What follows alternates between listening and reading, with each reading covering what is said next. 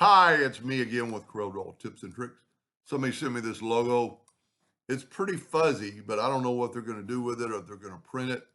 He said he'd like to reduce the bounding box, but you don't really have to if he also wants to remove the white of the bounding box. So you don't really have to remove or make the bounding box smaller because we're going to remove it. This thing is a little over 2 inches, so I'm going to set my nudge factor to 4. I would strongly suggest you turn your duplicate distance to 0, 0. In this particular one, it's not going to matter. I'm going to go trace bitmap, outline trace clip art that I use 99% of the time. And it's trace it. Now, if we move that over, the bounding box is gone.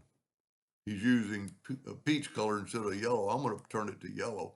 So you can see the bounding box is gone. So now what we need to do is, it's a bitmap and it's even worse. You can see some dark shadows and stuff that are not on the original logo. They're there, but they don't show up. So now what I'm going to do is take a rectangle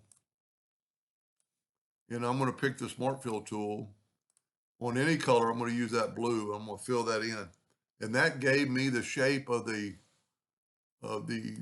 item. I'm going to stretch out the yellow so one does not interfere. Now I'm going to take the Smart Fill tool again and fill in that. Now, because I've nudged and not moved, it'll put it right on top. Now I'm going to select both items, and you can see down here 2 objects selected. I'm going to go to intersect. And what that did, that intersected that logo. So now there's no bounding box and there's no white.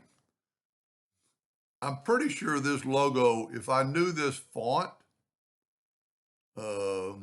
it's actually I can't even think of the name of it. Stencil font. I mean, it's all stencil font. If I knew the name of the font, you could very easily redraw this logo and make it sharp. I'm almost 100% sure off of this logo. And we could change some things and make it work. But I don't know if that's needed. I'm going to send him this video, and if he can find that font, I mean, it's just a stencil font, and there's no reason for a stencil font. So if that logo can be changed, we could probably use Arial, and we could clean this up to a sharp, really good vector logo, I'm pretty sure. Anyway, I hope that helped him a little bit. Thank you for watching.